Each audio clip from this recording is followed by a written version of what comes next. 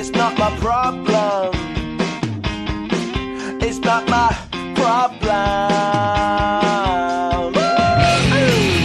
When I feel heavy metal, and I'm pissed and I'm speedo. When I lie and I'm missing all of the time, but I'm never sure why I need you.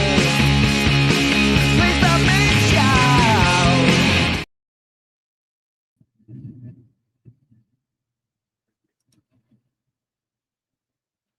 Fast turnaround from last night. Welcome to the Prospect Podcast.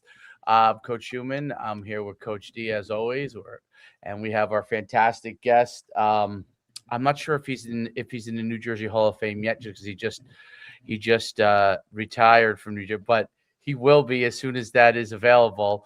Coach Kubik, who just retired from coaching at Madison High School after I think 19 years, I think it was as head coach there. Tremendous career.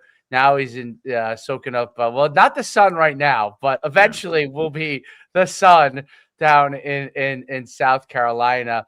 But an amazing career, 127 wins, I believe, in his career to only 69 losses. And some of those losses, by the way, was when he was building up the program. So it's really not even an accurate reflection from that. Once he had that program built up, it was like no turning back from that standpoint. So, and there was a run of a few years there where I think it was pretty hard to come by a loss period. I think there was 3 years in a row without a loss.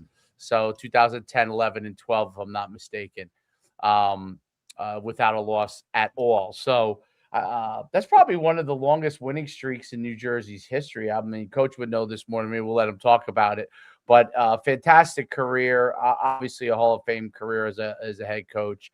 And is smart enough and lucky enough to go retire to the Sun. I'm sure he's going to stay active because anybody that's as successful as he has been is going to find a way to do something. But it's great to have Coach on. I appreciate being here. No doubt, Coach. I touched on it a couple of the brief highlights. If you could talk about kind of your time at Madison, your coaching career, and you know what you guys accomplished, is some of the things that you went through throughout that career, building it up and getting to the heights that you brought it to. If you could talk about that part of your career. Okay. Yeah. Well, I've been a coach for 34 years, so I was 15 years as an assistant at a couple schools, kind of rolling into Madison. I'll never forget the day I got the call from Sean Dowling telling me that, you're going to be the guy, and I knew I had my opportunity to build my own program.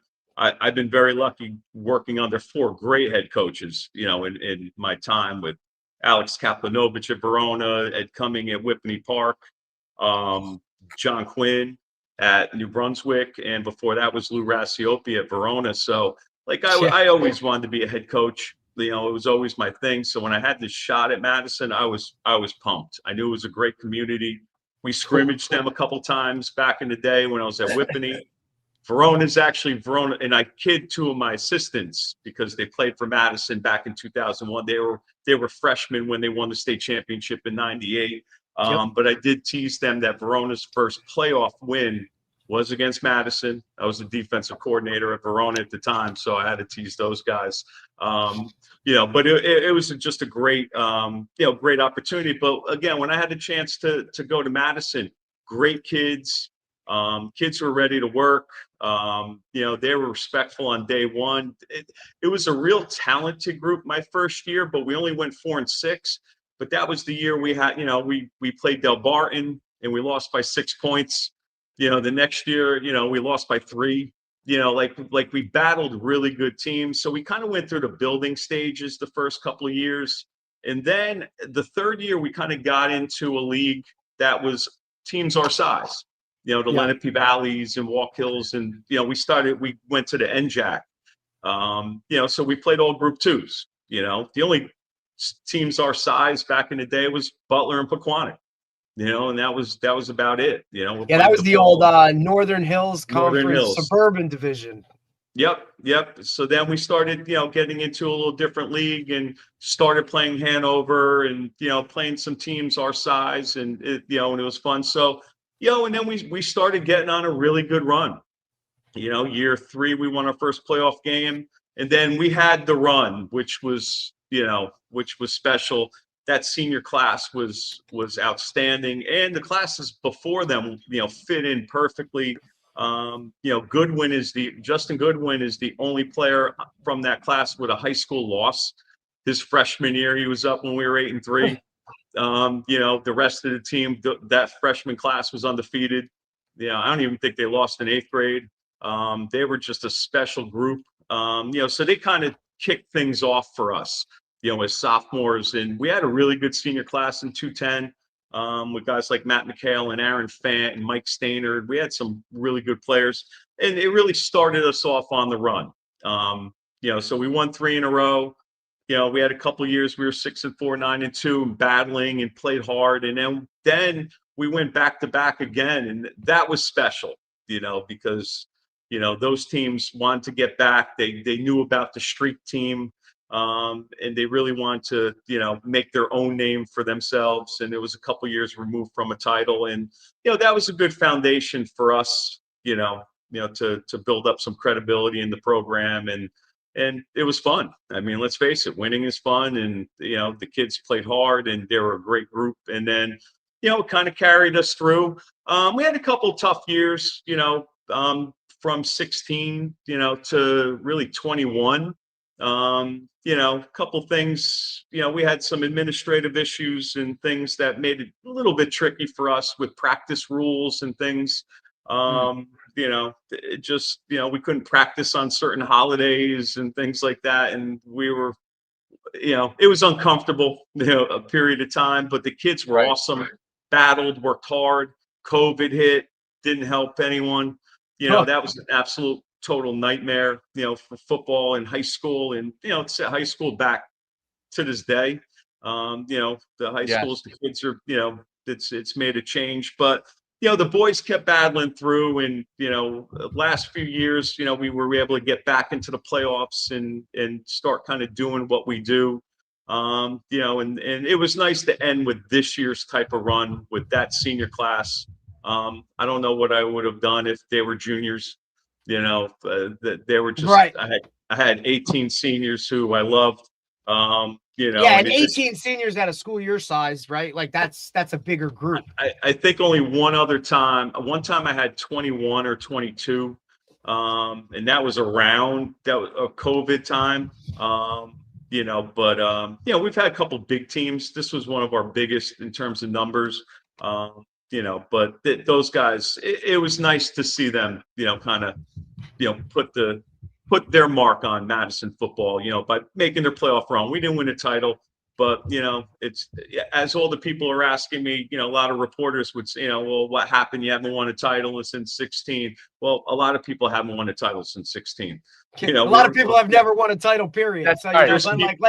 let's relax. Yeah, listen, you know how the media is. That's just people are competing. There's a lot of good programs out there. North Jersey football is pretty tough, and New Jersey football overall. I mean, we saw the South go on their run with the playoffs this year as well. It's tough to win. And people don't get that. So when you get an opportunity to win and you can cash in on it, it is special. No doubt about it. And it's I think it's really interesting to hear you say that, because you had so much success. But no coach is immune to different things that can happen. First of all, you're at a public school, so obviously it's not like you can just bring in any group of kids you want. You have a level of what kind of kids are coming into you, and there's the beauty to that, right? When you get some great groups that come up and you're like, wow, we can really roll with this group. And then it sometimes things change in different areas too over time, and that changes what type of football players you get come out, or the youth program changes. So it's interesting to hear you say that. I mean, especially someone who's had so much success like you have. And you're right. I mean, COVID was but it finished me off as a head coach. So for quite a while. So I'll put it like that. That was what I was, that yeah. It took me a while to come to that realization, but I was like, yeah, that changed. My eyes opened up a lot in COVID of how people can be. So and the word it was one. I mean, you always do as a coach. Sometimes you have great administration, sometimes you don't. But you always hear people say it's all about the kids until they're like, hey, you got to play a football game without practicing. I'm like, wait a minute. So is it all about the kids? I mean, even though we happened to win that game, by the way, but it was like oh, it's all about safety. It's all about safety. And then like we haven't played a game without ever practicing for two weeks.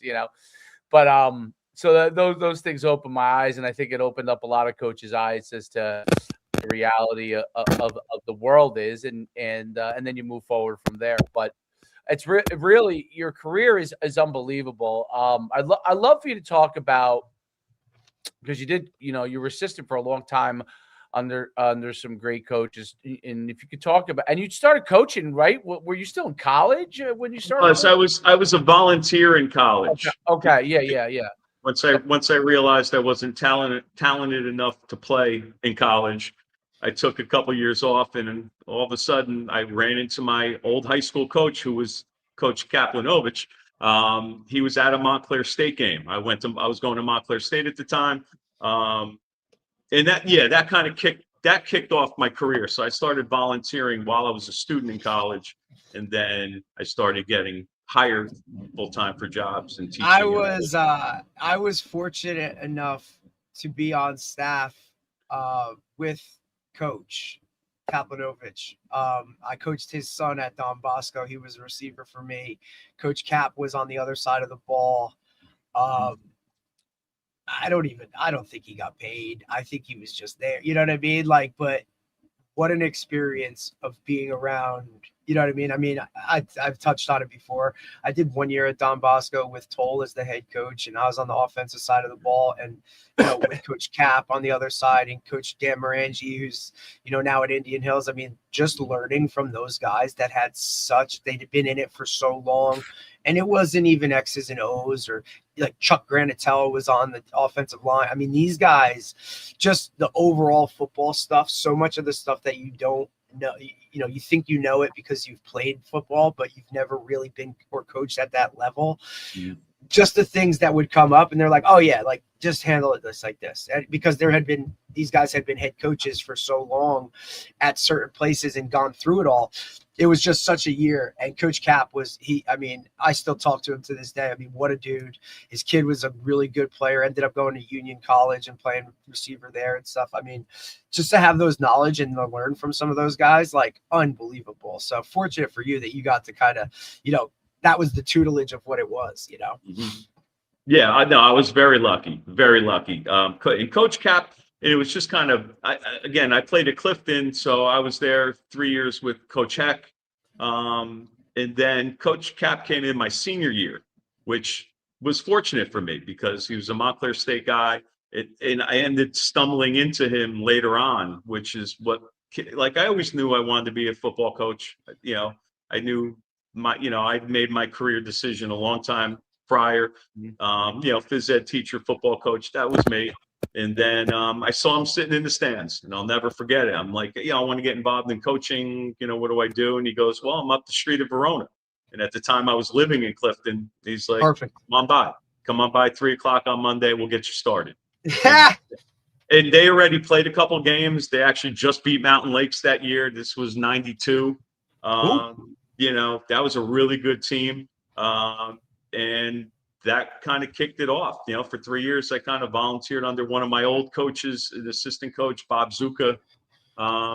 Great guy, character, awesome linebacker back in the day before I was born, at Clifton. But that started my career. And then, they kind of rolled through from there. Like then I started getting into teaching. And once I graduated from Montclair State, that's when I got hired by Ed Cumming at Whippany Park, which I always tease. I know you had Nick Liberato on Yep. the other day. I Yeah, actually Nick was great. interviewed the same week with John when he took over at Hanover Park, which, and I said, I go, I used to tell Nick, well, your dad didn't want me as a coach. He cast me off. I went to Whippany and away we went, and, Yes. and being being a Madison guy, I was very close to, could have been a Hornet, you never Yeah. know. It's just Right. funny how your life goes in a certain path. But, yeah, so I got hired at Whippany Park, which was 2 awesome years. I was actually started teaching. I was at a little all-girl Catholic school, Lackadair Academy. I was an athletic Great school. director. Great school. Yeah, it was cool. And then I got hired at Verona full time as a teacher. So I was at Verona teaching and Whippany coaching, which was great. Public school finally got paid a little bit more. It was kind of nice. But then when Coach Zuka retired, there was a position open, and that's when I got hooked back up with Coach Cap. So he actually hired me, and that was huge. I was teaching and coaching in Verona, which was awesome, full time, and I loved it. And then Coach Cap went to Paramus. Yep. And I was like, uh-oh, what's going to happen now? And talk about a turning point and getting lucky. There was a baseball coach, who was teaching at Montclair at the time, and that was Lou Rassiopi. He came in, he was looking to, get his staff together. And we didn't have a lot of guys on staff. We only had 2 varsity assistants and 2 freshman coaches. And the freshman coaches kind of did some varsity stuff as well. But he was looking for someone to take over the defense. It was always my dream to be a defensive coordinator. So I'm like, I'll do it, And so I was his defensive coordinator for 4 years. And, I was fortunate to win our first state championship, won the section in 01 with Fasano and Corrado. And Stud. that team was awesome. Smallest offensive line I think I've ever been a part of, other than Fasano at tight end, and we had one big kid at tackle. He stood out a little bit. But it was just a great experience. Lou was awesome. Between Lou and Cap, I learned a lot of defense from them. They were terrific because Coach Cap would just stop practice and go over every position in the middle of team day. He's like, all right, we're not getting this. And all of a sudden, like, I knew as a volunteer what every single guy did. Like, I walked out of that my volunteer time going, all right, I know how to coach defense now. Like, I felt comfortable. Ed Cumming was awesome at offensive line. Like, he was a wing T offensive line coach clinic for me. And I thought that was an awesome time, and, worked with some good guys there. And then after we won the championship, I moved down to Central Jersey. I was in Montgomery. So that's what kind of got me thinking. I didn't want to leave Verona. I love Verona. I was there. Verona's a great spot. A lot of people don't really understand Verona and Cedar Grove because they're Essex County, right? Verona, Cedar Grove, literally like right next to each other. Small Essex County schools. They kind of get tied in or lost in the sauce a little bit with, your West Oranges of the world or your Newarks of the world because they're Essex County. Like a Glen Ridge too gets thrown in there. West Essex, like those schools are small, but they're always in it. And Caldwell, all that. Yeah. There's some good. There's some Caldwell. Come on. Oof. Yeah, I had no interest in leaving Verona, but the commute was just rough. So I was going from Montgomery to Verona, and so I started looking around there, and then I got a call at night. I thought it was a telemarketer. It was like 10 o'clock at night. I'm like, who's calling? I started applying for a bunch of jobs down there, and it happened to be Ron Stanridge. And I'm like, okay. And he was building a staff. He just hired John Quinn, and he was putting a group together. And, I interviewed there and, jumped on that staff, which, again, talk about, encyclopedia of football, that like there was 6 or 7 guys who ended up becoming head coaches, off that group. I was a special teams coordinator my first year, and then they moved. Don Sofocanic was the defensive coordinator. They moved him to offense and gave me a chance to be the defensive coordinator there for 4 years. So I was there 5 years with that staff, and that was a great experience too. Like talking about learning a lot of details, like the things I learned from the other guys, I had a chance to kind of add to it, and just how to adjust guys and move linebackers around, and just some different coverage concepts. And 3 of the 4 coaches were wing T guys. So that's where I kind of got my wing T roots. Cap, Cumming, and Quinn. Those guys were wing T guys. Rassiopi would run anything that would put the ball in the end zone. He was a pro I coach by nature. But he'll run whatever he needed to do. So that was a great experience as well. And it was, those four guys have been, tremendous. And I was lucky to be around some great assistant coaches as well. So that, you're sitting in a room with guys who know football or learning football, and it was a fun experience. So I felt when I got the Madison job, I didn't know how my career was going to go, but I felt comfortable, and I felt like, Right.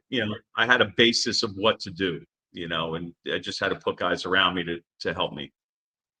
What did when you took over at Madison, what were some of the things that you felt you needed to put in place to get you on the right path and build that program up? First two things: weight program, assistant coaching staff. That was when, I wanted to hit the ground running. So we started putting, and they had a weight program, and some of the kids were going, some weren't. I kind of talked to some of the kids from that senior class after. It was kind of an interesting scenario. And that was the first thing. So even when I was teaching at New Brunswick, I was running up there 3 days a week, to make sure the guys were in the weight room, and it was on the complete other end of the building from where it is now, and in a little shop area.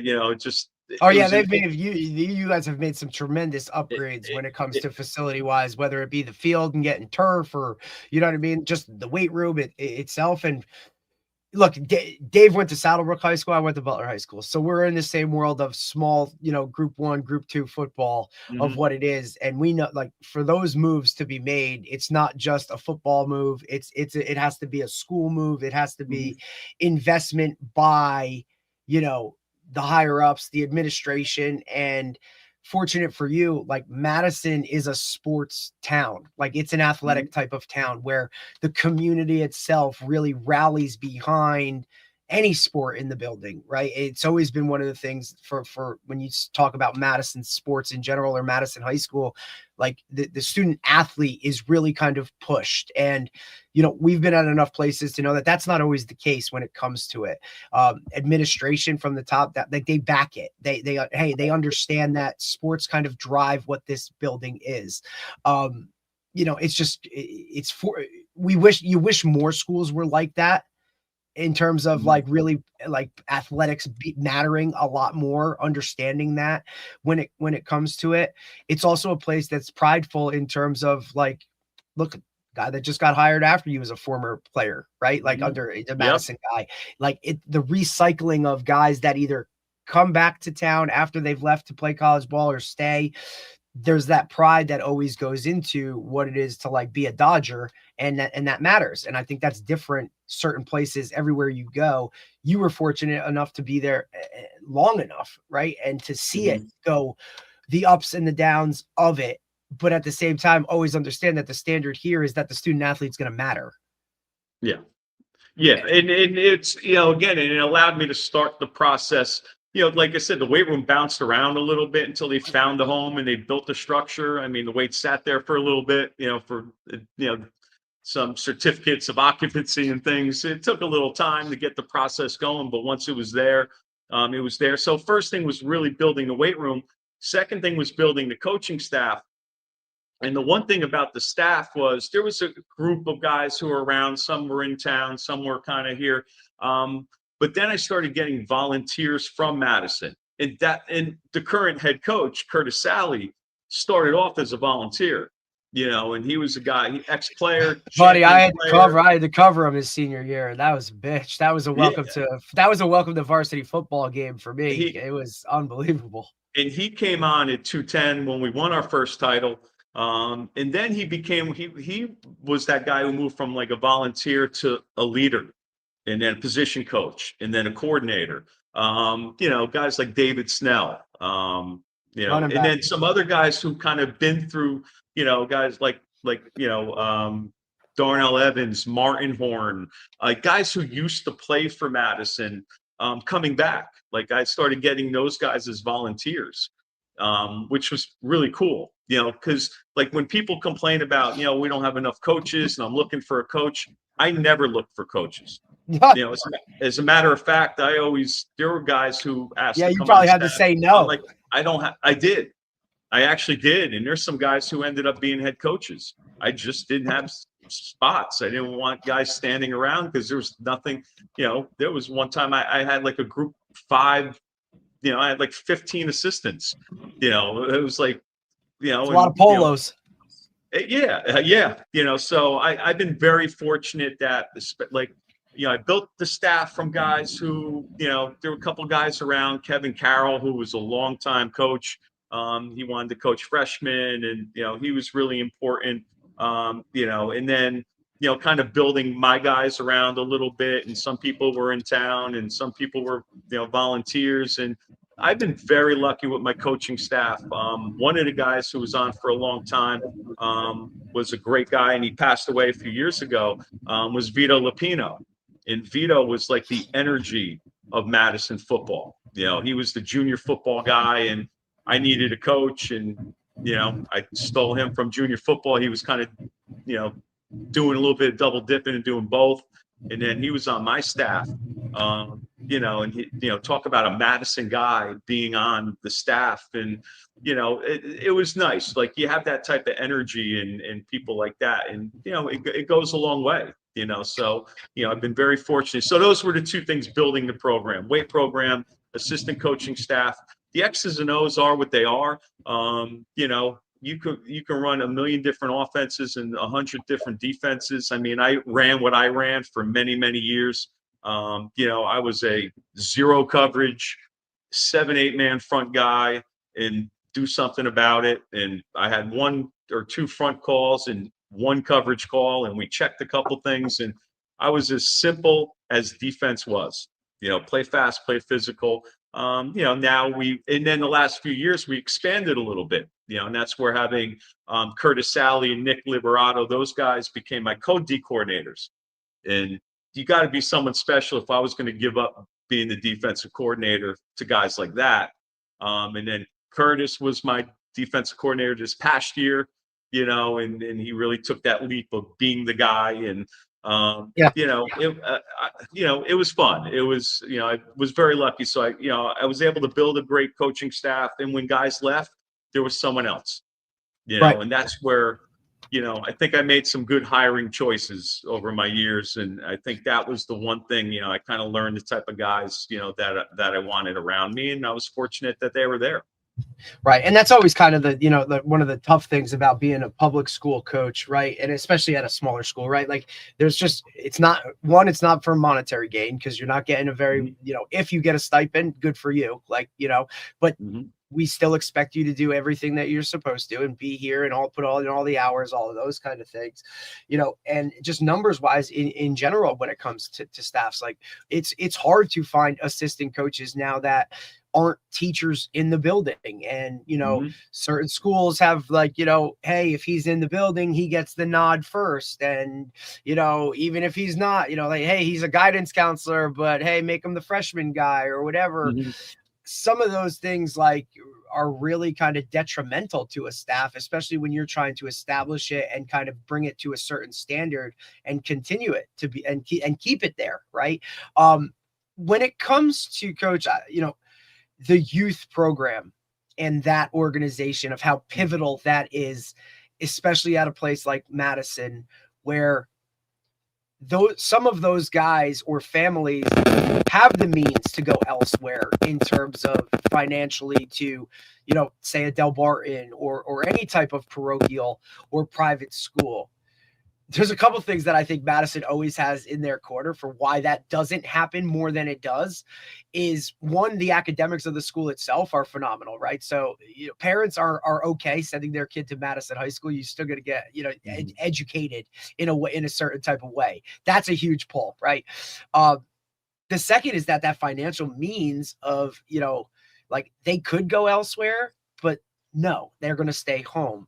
What's that relationship like, or how did you form that relationship with the youth program in Madison to kind of keep those guys home and have that relationship where, look, you go to a Madison football game, like those youth players are at the game. Their parents are bringing them to the game. Like those guys want to be involved in that atmosphere. How did you kind of form that relationship and kind of, set the groundwork for that moving forward? The first guy I talked to was Vito Lupino, and he was the head of the junior football at the time. I remember Vito was coach. He used to be the head coach of Bailey Ellard when I was at Whippany. Huh. He was What a flashback. Bailey Ellard. Nice. Like that was wow. If they would have ever stayed to kept it, holy shit. They had some wild team. They ended right around my senior year.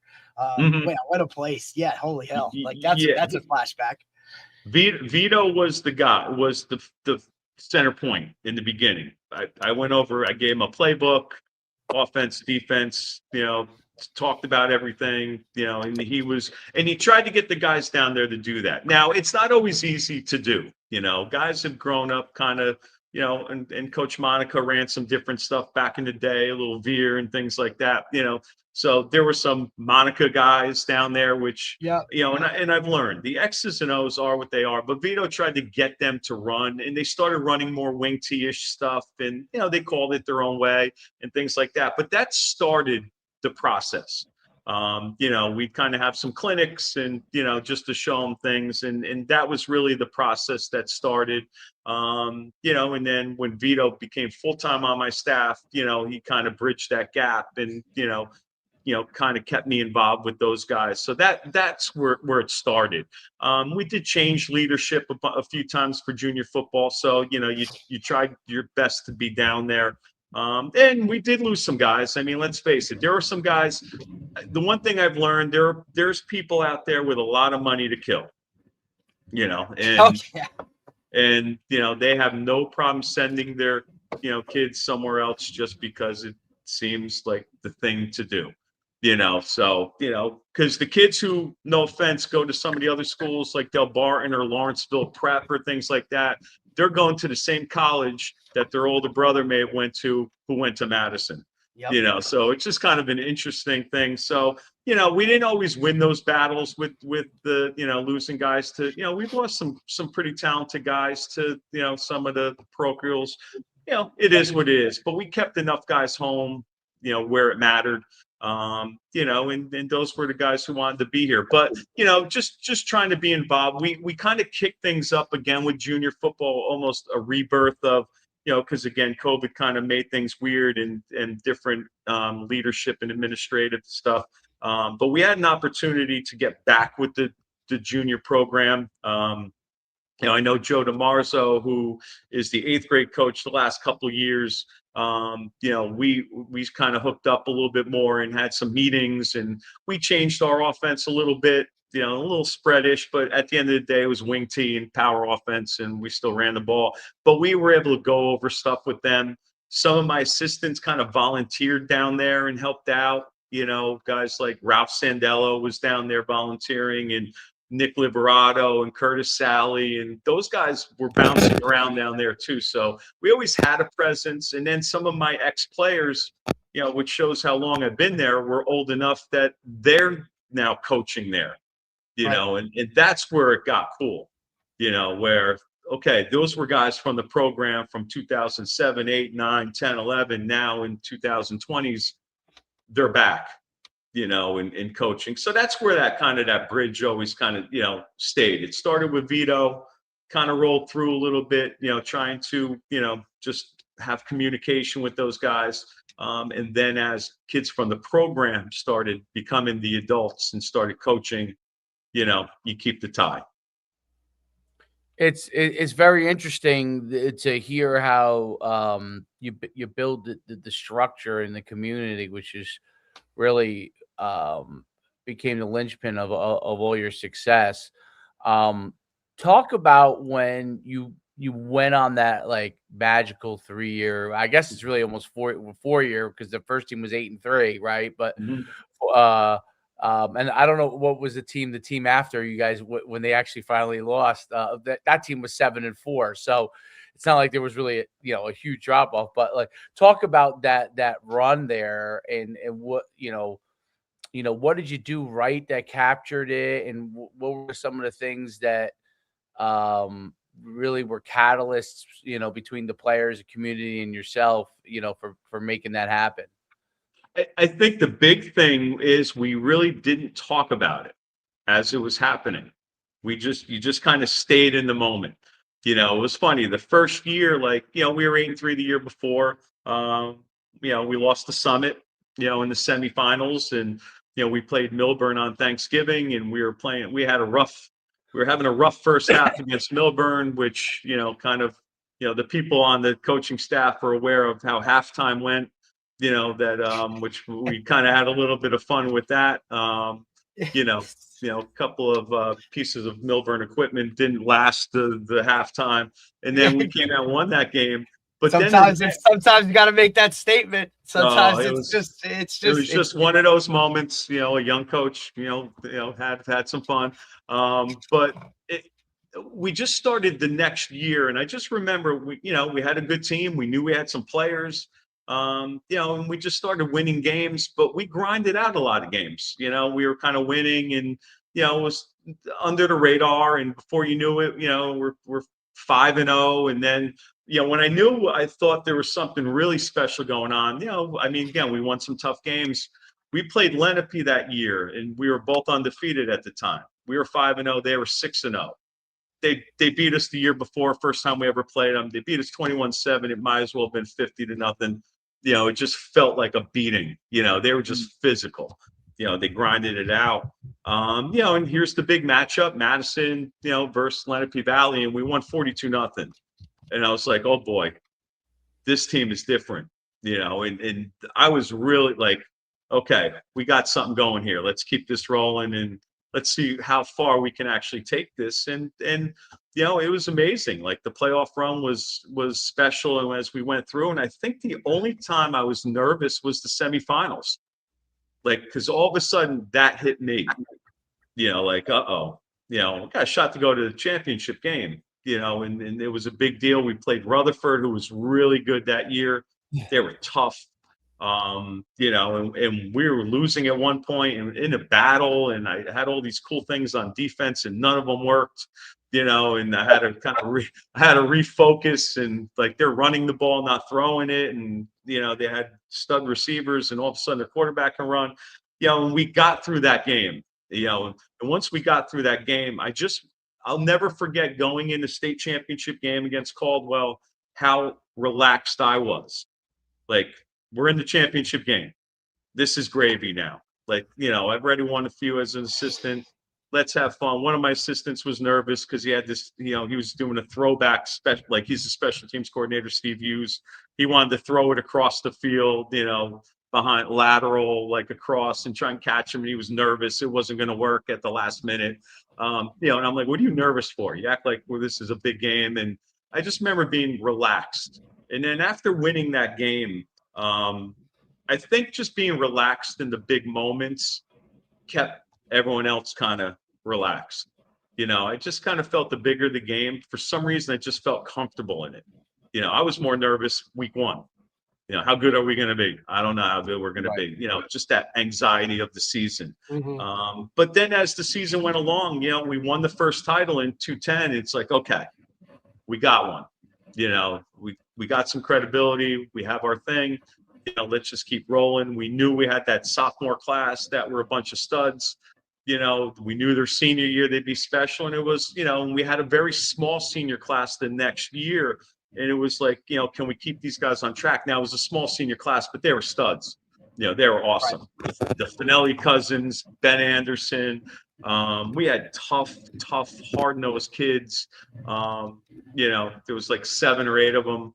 And it was always like, if we can win that second, then we know we can win. We have a shot at this thing. And that was the most dominant team I ever coached. The 11 team, like that. Those guys. We had one close game, I think, all year, and that was Lenape Valley. Every game was pretty much rolling through. And once we kind of capped that off, that was the Summit game. In the state finals, where the boys just, played out of their minds, and some of that's motivation too. I mean, you always want to play hard, but let's face it, Summit's a great program. They're awesome. John Liberato is first class, coach. But we kept hearing so much about Summit that the boys were like, Coach, we're not even playing them, and they're talking about Summit. I'm like, well, that's what people think, and that's how it is. So too bad. Do something about it. It was kind of that thing. So we had a little chip on our shoulder that game and that whole playoff run, and worked out for us. And then the next year was I wish I was on the phone with you in 2011, because the next year Summit smacked me in the state championship in 2012. In 2012, when you guys won in 2012, and we lost to them in Group 3. I guess they moved up. Yeah, they right? moved up to They 3. moved up to We Group stayed 3, at 2 yeah. because that would have been a cool rematch. We were because both teams had everyone back. Yeah. So that was a junior dominated game. Which would have been fun again. I'm sure the outcome would have been a lot closer and a lot tough. And but the boys, and that's also football too. You just get on a roll. And sometimes it just happens. And it's not a knock on the team you're playing. I've been on the other end of that too, taking a beating. I just couldn't stop. And it's just a credit to the other team. And sometimes it's just not your day. But those guys were tough, and we were motivated. And it was kind of a and that was a fun scenario for us. That you're defending champs and you're an underdog. Right. Which is like, okay, and it shows you what how great that Summit team was. People didn't think we had a shot at all, and they earned that. And the next year, you had to deal with that. They were good. They're good. They were great. And then we got to the next level of having to play again. And the next year at 10 o'clock in the morning, we're playing Mountain Lakes, for a three-peat. Yeah. Talk about a great job they did. I mean, it was 13-0, and both of our big plays were passes. We had to run like rocket pass with Goodwin, throwing to another receiver, and we had to get a little creative because Mountain Lakes tried to do what I tried to do to people: pack the box, play zero coverage man, and do something about it. And it was hard. So you kind of learned some lessons that day, and sometimes you be a little more multiple, but that was kind of the run, that we went through. It was, but the key was staying in the moment, not making a big deal about it. We didn't talk about the streak until we broke the streak. Everyone kept talking about the 38 game winning streak that Coach Monica set, and not discussed. We did not talk about it, and everyone wanted to talk about it on the outside, but it's a football game, and the one thing I always try and talk about the kids is, you focus in the season, and then at the end of the season, you count your wins and you can look back and you can enjoy those moments. That's when you go back and, but in the moment, like, hey, we got to win this game so we can win the next one. You start looking ahead, you start tripping over things that are in front of you that you don't see. No, it's a great point. I mean, it's amazing, amazing ride in those 3 years. I mean, 3 straight state championships, undefeated seasons too, not just state championships, but undefeated seasons.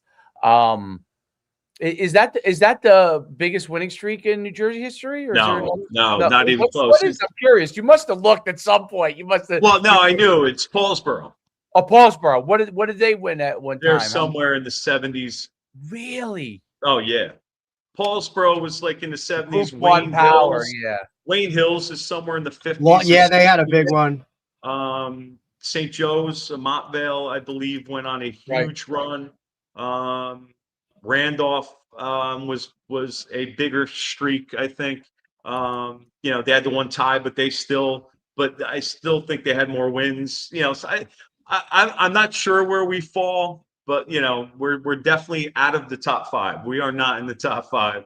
I can think of, I just forgot them at the time, but I would, when we were going you're through right. Paulsboro had is a huge streak. 63. Wayne Hills had 55 from 04 to 09. Yep. Asbury Park had like 46 wins back in the mid 70s. Montclair had like 47 wins in a row. Yeah, I mean, look, there's some teams winning a game just in general is incredible. But to do it consistently, right, like over and over and over with no losses is something that I don't think people really understand, and how much, especially I couldn't imagine nowadays with social media, of how much more outside noise is so readily available and easy for these guys to get caught up in. I mean, back when things were in newspapers, right, like maybe you really didn't have it, like understand it on the level that it is, but a streak is a streak irregardless. And it's more about the people outside the locker room talking about it, and how do you keep like, for the most part, like if your culture is built a certain way, those guys aren't concerned with that. They're going out and, hey, we're going to win the next game. That's all that matters, right? And it's game, and that's it. Like the overall bigger picture is more for the parents and the outside people, of like people that don't understand what we're trying to do here. So I think that's like a credit to the culture. And you're number right? 4 all time, coach. You don't give yourself enough credit. Number 4, 37, I think it was, right? 37 in a row. 39 is number 4. Yep, number There you 4. go. Is it really? Yep. Okay. Florence I thought I was at a 40. top 5. I felt like there was someone. All right, I'll take it.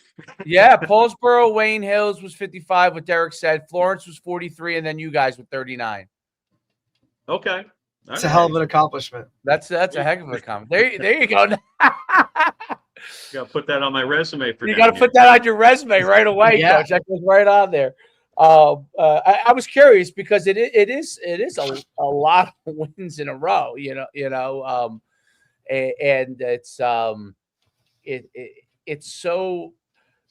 I love how you talked about like staying in the moment, right? Like keeping them focused on the next week and staying in the moment on everything, because that way the players don't feel and not just the players, probably your assistants. You know what I mean? You seem like your Iceman, where it doesn't phase you, but to keep those guys, the assistants and the players, like not thinking about it. You know what I mean?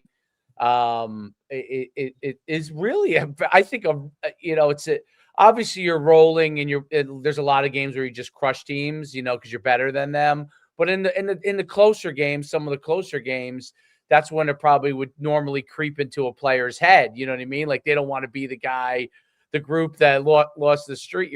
And obviously all streaks end at some point, but it's really cool how you were able to maintain that focus, which keeps them all calm and keeps them on the right path. 19 years at one place as a head coach, in today's era is a pretty long time. It really is a long time. If we go back to like when you were in high school, when I was in high school, obviously there was coaches that was the norm a lot of times where coaches would be around for a long time. And you said you played at Clifton for Dennis Heck? Yeah. Which ironically, I was the reverse of it. When my era of playing at Clifton, there's a new coach every 2 to 3 years. Right, because I remember that, because with Dennis how left they to did go to it. what? Teaneck, right? He went to Teaneck from there? He went to Teaneck. Yeah, he actually got let go. I remember being in the board meeting upset about Right. what's going on. We even had a little mini protest outside the school. Like Clifton at that time did not get it. They did not get it. And that was a shame. That was the shift in Clifton too, right? When you were in high school, that was when Clifton was just like they were the biggest powerhouse forever. You guys were still really good, but it was like I think my senior year we struggled just again because it was the breaking point. Right. They let coaches go who were 15-4 in 2 years, and like guys like John Lishak and even Jack Jones got out of there, and right. Just like it was just an interesting time. Coach Heck was there for 3 years and was solid. He was 7-2 my junior year. We lost to Patterson Kennedy, who won a state championship with Devon McDonald, and and lost to Eastside, who was really good, and just it was that kind of era. But I mean, when they were really successful, they had coaches that were there for 20 years, and that's when there was an era of leaving coaches to coach, and when I was in high school, it was just after the Monica ending in Madison. Like, I knew who Coach Monica was. I was Right. aware of him. I didn't, meet him until I got the job. But yes, it was nice to see that there were programs out there that left coaches, and Yep. Madison was one of them. Exactly. And what do you think that did for you with your program as far as like a community that obviously you had some early success, meaning in like the first 5 years you had some really good success, which obviously helped continue to keep you around, no doubt.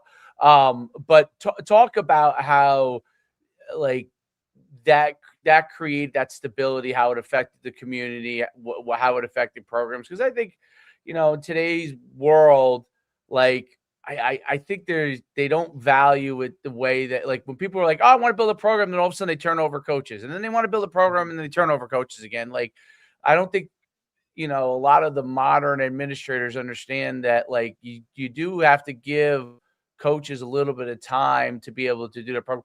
Yes, I guess if they're 5 years down the road, right, and it's not working, I understand that. But talk about what that was able to do for you with your program. Well, I think it was just helpful having that ability to. Well, the longer I stayed, the more comfortable I was also making decisions and being able to deal with things. I didn't get a lot of parents giving me a hard time, which is great. In 19 years, there's a couple. It's Right, going to sure. happen. But I did have a lot of support, and that was a real helpful thing. But it also allowed me to run the program the way I wanted to run the program.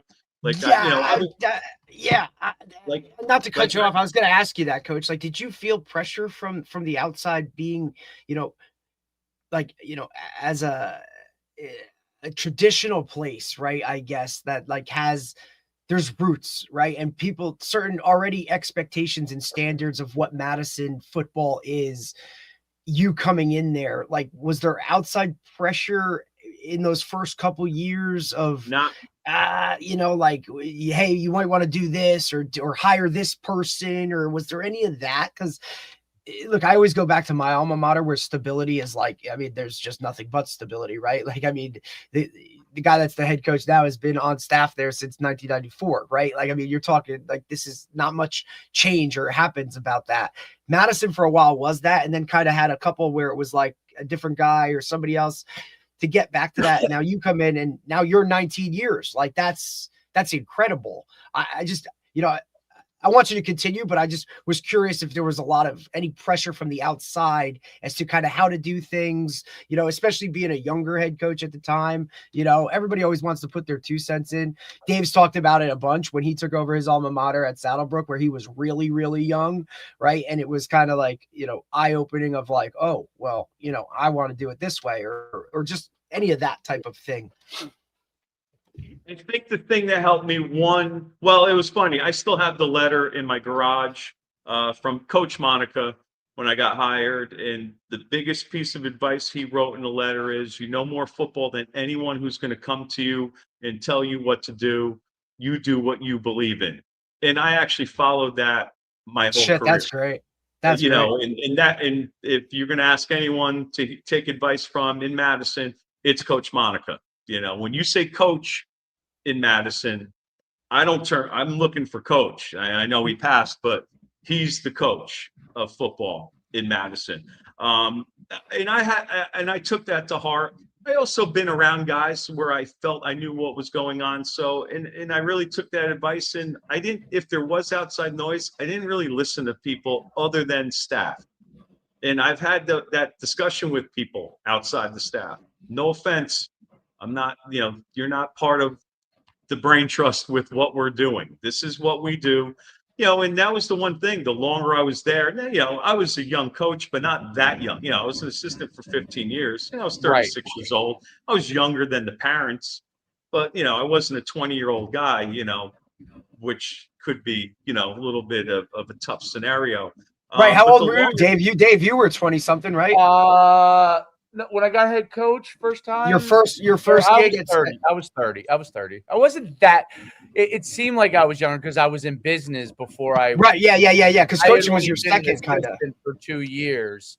So, as a coach, but like mine was different because I came in with like I came in because I played Division I football, you know what I mean, and I came in as an assistant for 2 years, and there was a weird situation that was going on. Like we had built a powerhouse when I was an assistant, and that program was really good. And then there was like a falling out between. I was a lower guy, you know what I mean. I was like a position coach, but there was a falling out among the coordinators with the head coach. Even though we had won like a million games at that time, like we're going like 10-1, and but we didn't get over the hump. We didn't win a championship, and that was kind of what started to happen, and I always thought it was crazy. But then I went to Riverdale for a year with DJ Nymphius, which was just a great experience. He made me a coordinator, and then I came back as a head coach. But I came in. Um, I don't think I don't think I took the job knowing what I needed to know, even though I just thought I knew my hometown. I was from there, but I had been away, you know what I mean? I went to college. I was an assistant for 2 years. I really didn't know. I'd been away, and I worked in business for a few years. But I really didn't know so it was by the way, it was great. It ended up being a great experience. I had some great players. And I was only there 2 years. It ended up helping me for when I took over at Powell Park because I went back to Nymphius. We won a state championship, and they took over Powell Park. I knew what to do round 2 to build up a program from scratch because that was kind of what was required at Saddlebrook because of what had happened with the falling out. And they went on a couple of tough years. But then so I knew what to do round 2, you know what I mean? But first round, I thought I knew what to do. And I was expecting a different scenario as far as support, as far as administratively, which shocked me. You know what I mean? That's why I always say, like, sometimes going back to your old school could be great. Could be great. You know, if you're in the right situation, it could be great. Sometimes they view you still as the great athlete from your hallways. So Right. that was how I thought, because my father was a track coach there, is a legendary coach there in track, and was there for 9,000 years. He's still at 84. Still doing it at 80-something years. There. He just went back last year after he retired from coaching. He went and coached girls after he retired from teaching.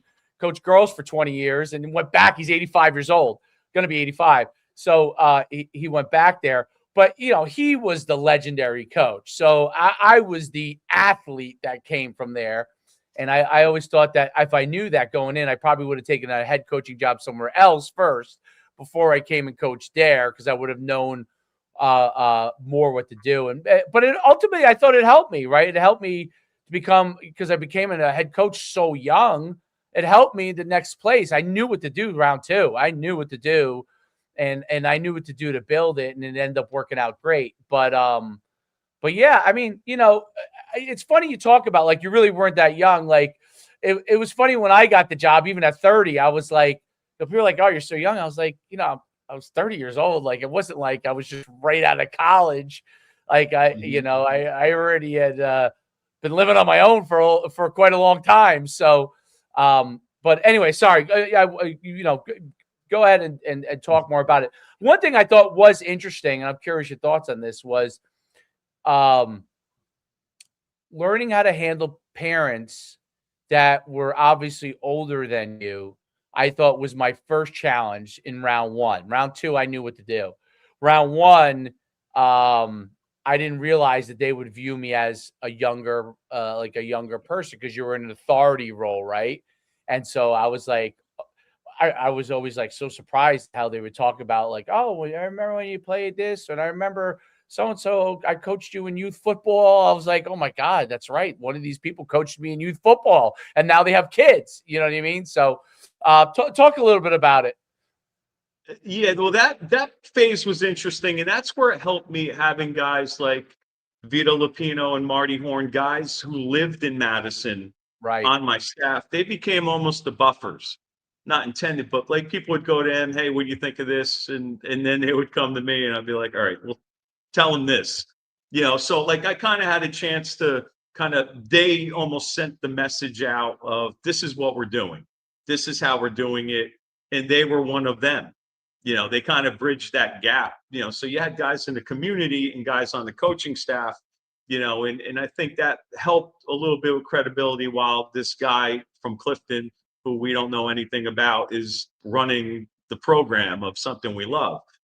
So I think that kind of helped out. And then again, winning the championship, obviously, Obviously. it didn't hurt, and the process. And then as that was going on and we were starting to have some success, even when we struggled a little bit, now I'm older, Right. and now I'm the same age as the parents, and now I'm leaving and I'm older than the parents.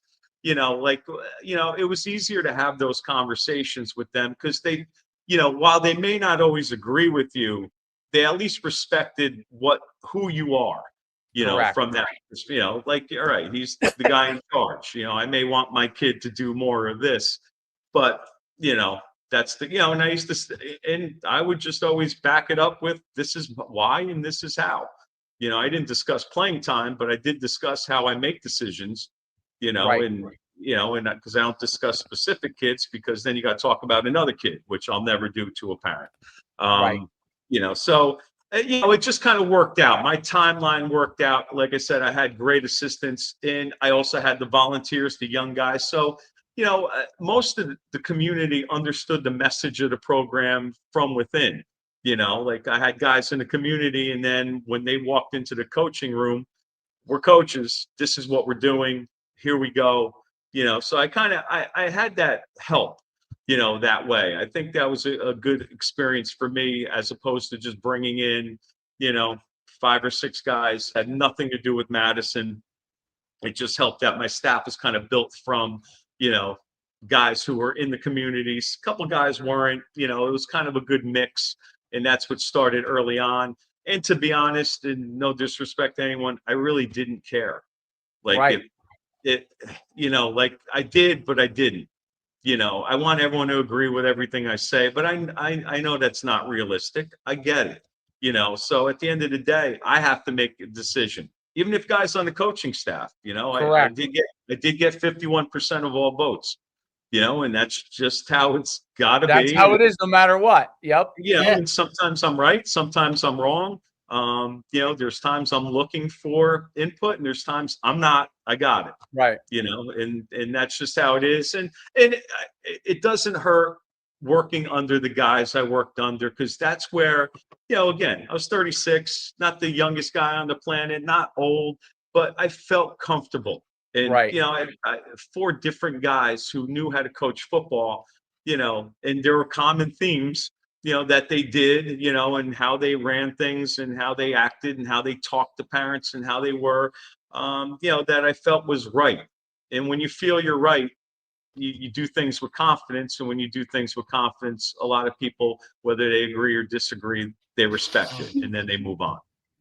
I think that's a really, really important point, that as a head coach, and for both head people who are going to be head coaches and for assistants working under head coaches, to understand, like, the head coach is going, sometimes will go and ask for input to see if there's some ideas that he may not have thought of, and he may not use any of the things that you input. And it's not really about, it's nothing against that assistant. It's the head coach sometimes has something in mind, wants to see if there's something out there that might be better, then goes and says, okay, what I was thinking of doing might be the best move. And I also say too, like, to assistants, like, sometimes I go in I draw up a bunch of things and it seems like it's going to be awesome. I put it into practice and I realize that was not awesome, and I'm tossing that right out immediately. And sometimes assistants are dumbfounded by that. And I'm like, well, this, some of it's tried and true, and some of it is experimental, right? So there's tried and true things that, maybe with blocking schemes and stuff, that, especially with the wing T, right? That, these are rules that are going to apply almost all the time. But there are also some scheme things that, you want to experiment with to catch somebody off guard, all those kind of things. And the other thing, from a head coaching standpoint, I think you're right. Like, having the confidence just to make that decision, and trust what trust what and not get caught up in what others will think about it, because there are people, and sometimes it could be an assistant coach. And obviously, if an assistant coach is too long doing that, he's not going to be with you very long. But it's not your job to make sure everybody's in agreement on to everything. It's your job to make sure everybody goes out and executes what the plans are. And but it doesn't mean that everybody has to agree wholeheartedly on it. And I think that's really some really valuable stuff, because head coaches, a lot of time, because there are a lot of younger guys that get into head coaching now and that take over programs much more so than like when you were in your 30s. That's really not that young. Like when I took over, like I didn't know anybody that was, my age at the time doing it. So I really had to rely on older people to help me with that process. But I think there's a lot more young guys that end up getting jobs for a variety of different reasons.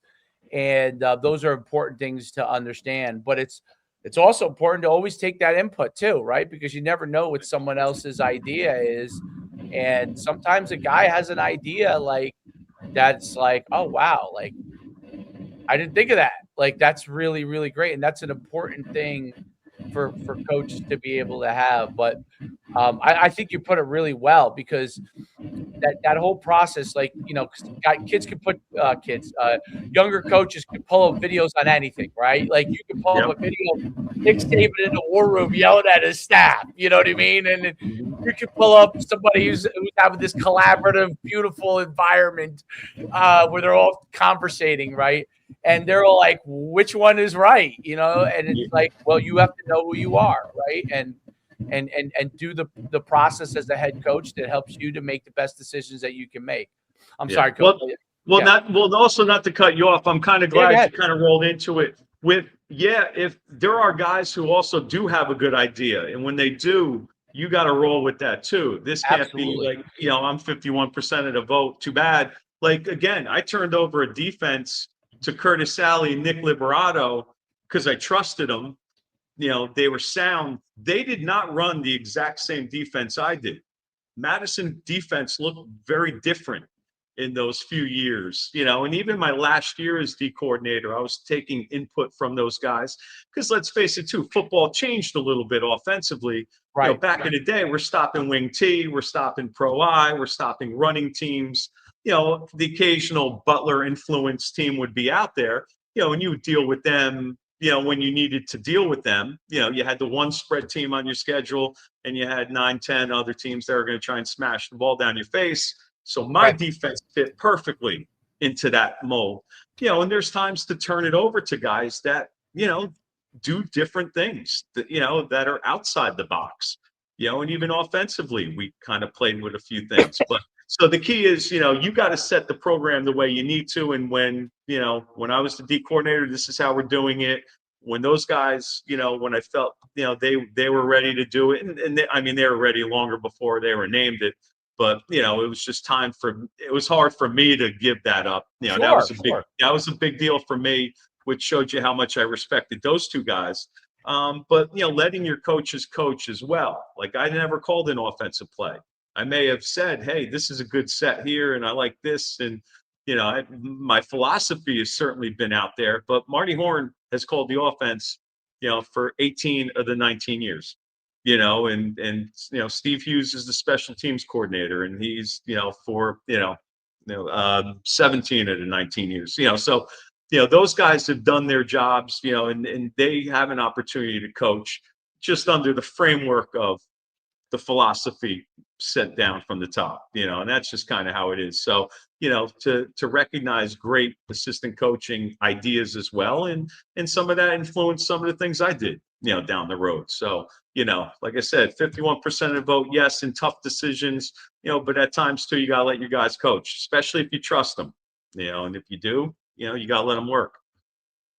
No doubt about it. I think it takes the load off of you too, allows you to like step back, when they're on offense and special teams, and be able to see what's going on, talk to some, although in Madison, you probably had a lot of guys going both ways, probably still, right? Yeah. Did you guys were you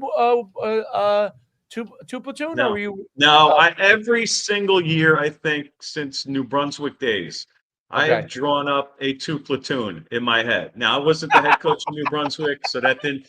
At Madison, there were several teams I actually almost had it.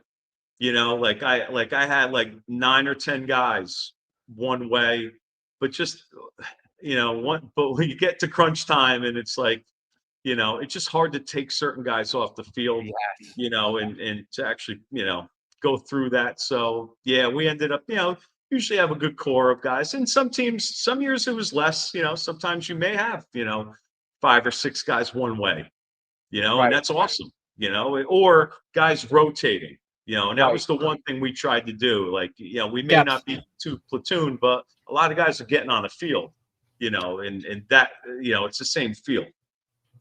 No doubt. The time and a half for guys, like where they were full time here and part time here. Like there was a lot of value to those guys as well because of packaging and stuff. And I think that's the beauty how things have evolved. As far as football wise, where more and more guys are able to package, which can get more players on the field and a guy has a specific skill set, but maybe doesn't have all the skill sets, you could get them on for certain things and they could be really valuable. For certain things. I remember, I remember back in the day, DJ used to run. There's a kid, his job is just to run a hitch, like, and he would throw him hitches, and that's all he would throw him. He's like, you catch hitches, like that's what you Yep. do, and he would run him on for the hitches. The kid had great hands, but he wasn't super fast or anything, and he'd catch those damn hitches over and over again. But yeah, I mean, I think that's the beauty of it. I'm curious because you talked about it, obviously since you're a wing T guy, as wing T started to evolve, from the time you started running, guys went to gun wing T and every which way imagine, but obviously maintain the wing T blocking scheme as the principle of it all. Did you kind of start to do any of that stuff? Did you start to evolve? I was curious or did you stay like tried and true wing T? No, I definitely did some gun stuff, Okay. and the primary reason was the biggest thing I liked in my, Marty Horn, offensive coordinator as well. We loved the running quarterback, and we thought that was huge, because now you're not just defending the fullback and 2 halfbacks. Now you got 4 backs, and that's a problem. So that's where, it didn't always look like wing T. We'd get into some gun sets and, it'd be trips with a tight end or, and it could be some slot sets where the quarterback is out of, he's in the gun. But we definitely tried to get the quarterback involved in some of our best teams. I mean, this past year, we just happened to have a running quarterback who can throw the ball all over the place, which was awesome. But some years, like back in the day, our goal was we take a running back who can throw, and that's what I would prefer. So we did get to some gun stuff. Now we were fortunate that we had guys like Matt McHale, who, in 2010, who was a great quarterback, who just happened to be a big physical kid who can run, and Carson Lassiter and guys like that, and Mike Carney, like guys who can do both. They can actually do that, but we like to be in the gun, just the threat of running the quarterback, and we always thought that was an important thing to be able to do. So early on, we were kind of under center wing T, but that kind of changed, as soon as possible, because I knew as a D coordinator, it's hard to stop a running quarterback. It's an extra guy. You got me outnumbered. That's why, I ran the defense the way I did. So we weren't traditional wing T, but and we took 21, 29 sweep out. Right. That became the one play that we felt we were coaching it so much and not using it enough. So that became power. We, instead of running sweep, we ran power. Right. That was our bread and butter. We still ran rocket and jet and trap and counters, and we did our thing that way. But we kind of got out of some of the old school mode. If you saw us the first couple of years, we were, right, left, tight right, tight left. We played the part, but we moved out of that, 2 or 3 seasons in. That's a great point. Listen, at the college level, and even some of the NFL teams, although they're mostly more zone-ish, but the college teams, when Gus Malzahn took over at Arkansas, then Auburn, right? Was running. He's running the wing tee from the gun. I mean, that's what he was running when Cam Newton was quarterback, and they were just happened to run a lot of power for the Q. But I mean, he was running. He took that whole blocking scheme and implement and it spread, throughout college. That even though people are in spread looks, quote unquote, they're still running that pin and pull blocking scheme and utilizing a lot of the wing tee principles to do it, especially from a rule standpoint, which makes things really, a lot more effective for a lot of these lines, especially in tight spaces. What I mean? It makes it very effective for them to be able to get downhill and for backs to be able to get downhill, which in the modern RPO game kind of gives them a lot of advantages because of the look that ends up happening. As a linebacker, like you just can't just sit there. You know what I mean? You got to get on your horse and get moving as guys are pulling, right? So, and then all of a sudden you throw right off of that and that guy's completely wrong no matter what he does. Yes. Type of situation. So it's interesting because I think the wing tee, a lot of the RPO stuff, because I just seen Dunn, at Old Japan do it. So like when I stopped coaching, I coached with them as an assistant in 2016, and then been like up until this year was like their analyst for 3 years, breaking down everything. Like would give them all the reports and everything. And one of the nice things about it was like you would just see like he was implementing the RPOs off of that full wing tee blocking scheme and love power. He loved power. And they were running those RPOs off, and it was it became so effective. I mean, they're incredibly good, and they became so effective off of it. Yeah, it's hard. It's hard, especially being a linebacker guy. And when Nick Libb went to Hanover, I got a chance to get back to the linebackers, which was kind of nice for me, as opposed to sitting there staring at the defensive practice. I kind of finally got a role again, but we had to deal with like playing Sparta. Those guys are moving guys around, and Coach I teach has my done a good linebackers job for a long time. This is the first time ever in my career, like when a guard is pulling, my guy's zone dropping, because those guys are just slinging it out there, and we like had a, it does put you in conflict because you almost had to, you got to get the kind of the feel of the team. Some teams run RPOs to run the ball. Right. Those guys are running they're throwing the ball, and you got to know which one you're dealing with, and you got to adjust accordingly. It's just interesting, and that's again why, sometimes you got to let some other guys get in the mix and defending that stuff. Like Curtis Sally loves that, dealing with that stuff and, kind of changing our defense. But yeah, the RPO, like, just the whole evolution of football, and what people are doing and, in terms of that, with the blocking scheme. But yeah, if you can run the ball, then that stuff's even more dangerous, just slinging it out there a little bit. No doubt about it. No doubt about it. So what's next for you, Coach? I mean, kind of to cap it all up. Now that you're retired, are you going to coach again? What are you thinking about? I hope so. And so my goal is, to be honest with you, I retired from New Jersey because you can't afford to retire in New Jersey. Sure. So my goal is to come down here and do what I want to teach. I want to coach.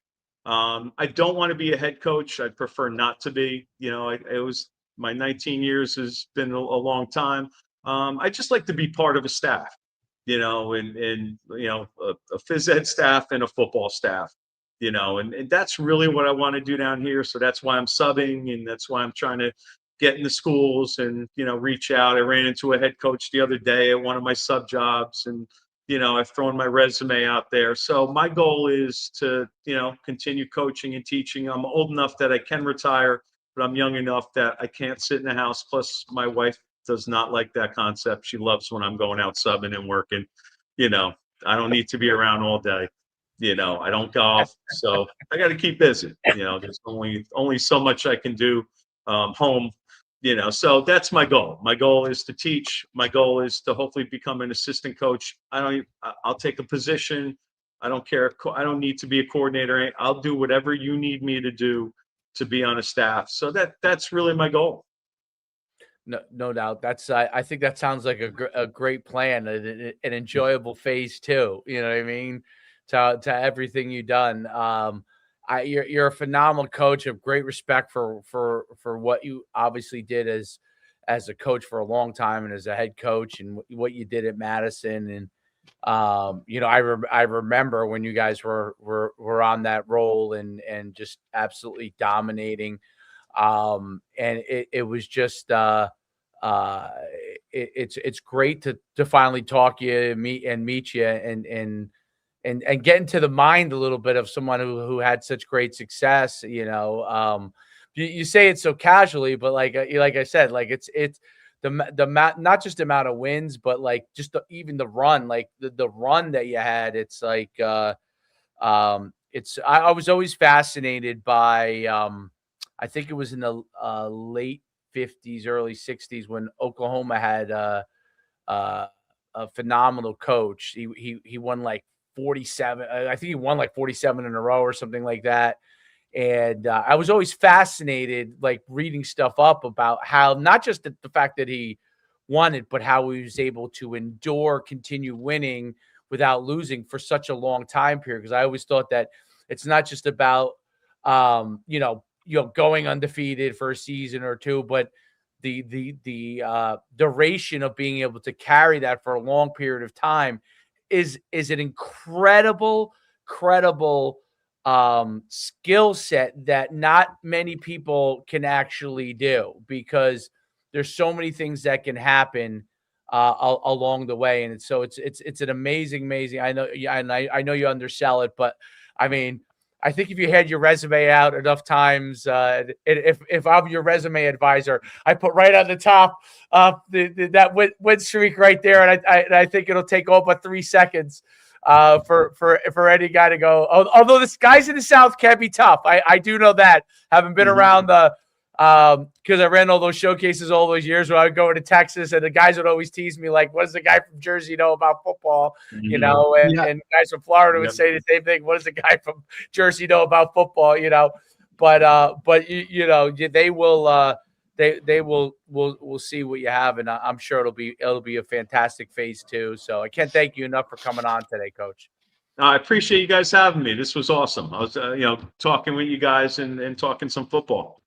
Thanks, Coach. Appreciate it, man. Enjoy your time. Have a great day. Have a great day, Coach. All right. All right. You too. Bye-bye. Fantastic stuff, dude. Like really, like truly a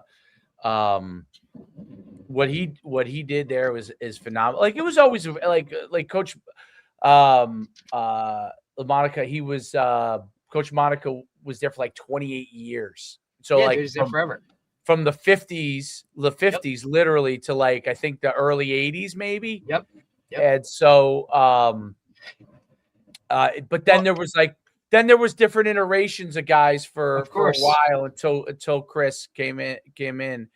Stabilized it and then got it back like where it was. And it was always a rival for us, like whether it was on our way to a state championship or regular season. I mean, there's a lot of years where they faced each other twice because, they would play regular season and then Butler would play them again in the playoffs. And if it wasn't, back when there was only 4 teams, if it wasn't the semifinal game, it was the finals that Butler was playing Madison for a state title. Right. And it's gone back and forth years. They'd win some, we'd win some. Like it just really was. So I've always had great respect for the town itself and the school itself. And, to see Coach go there and have such longevity, you're talking 19 years at a place that, with that tradition where there's a lot of expectation and a certain standard that it is to come in as a guy not from Madison to kind of, ride that and go with it.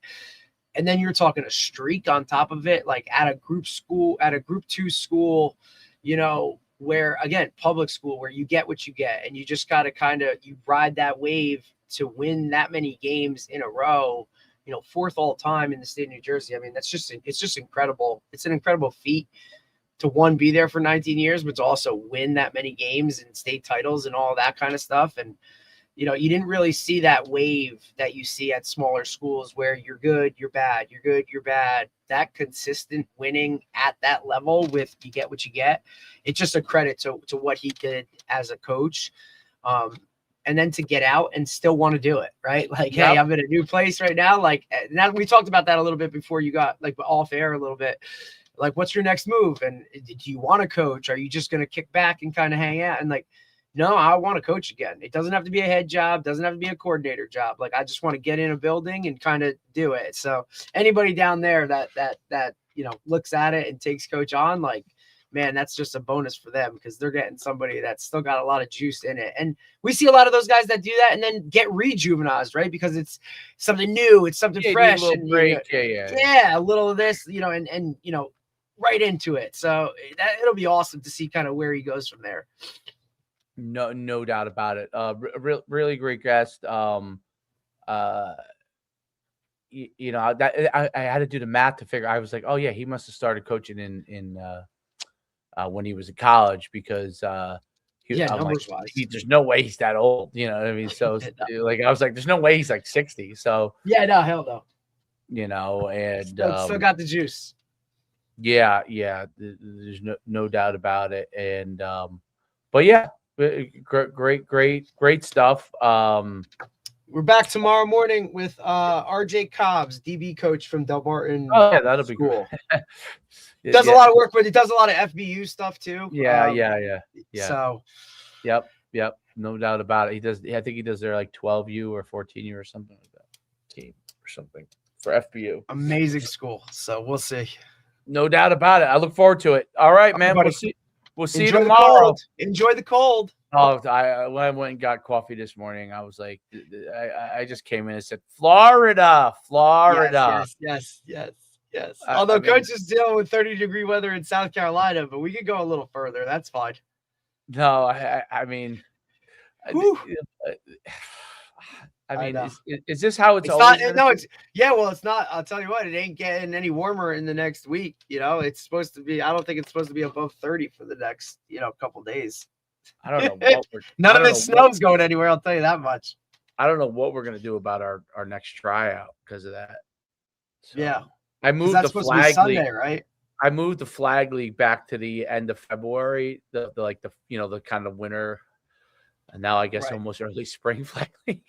But I moved that back 4 weeks. Not that it's anything huge, not a huge league or anything, but like just because I'm like, there's no way all this snow is getting off the ground. No way, dude. I mean, look, it's not supposed to be. It may not get off the ground till the beginning of February. It's not supposed to be above 32 degrees until next Tuesday. Yeah, that's great. So love New Jersey. Love Jersey. Yeah. Amen, buddy. Yeah. All right, buddy. Enjoy it. And listen, sorry about Shannon. Oh, Coach Holdley, bro. Yeah, rest in peace. It's brutal. Like, long-time Shore Conference assistant coach, and it's just really brutal, man. Like, you just never know. Like, went to sleep, never woke up, and he's got one daughter who I believe she's in the nursing program at Salve. I believe she plays softball. He's got another younger daughter who's either a sophomore or a junior at SJV, volleyball player, like softball girl, like brutal. So he's leaving behind 2 girls and a wife. Mid-50s, man. You just never know. Unbelievable. Yeah. All right. Well, we'll see you tomorrow for Mr. RJ. Sounds good, buddy. All right, man. All right, later.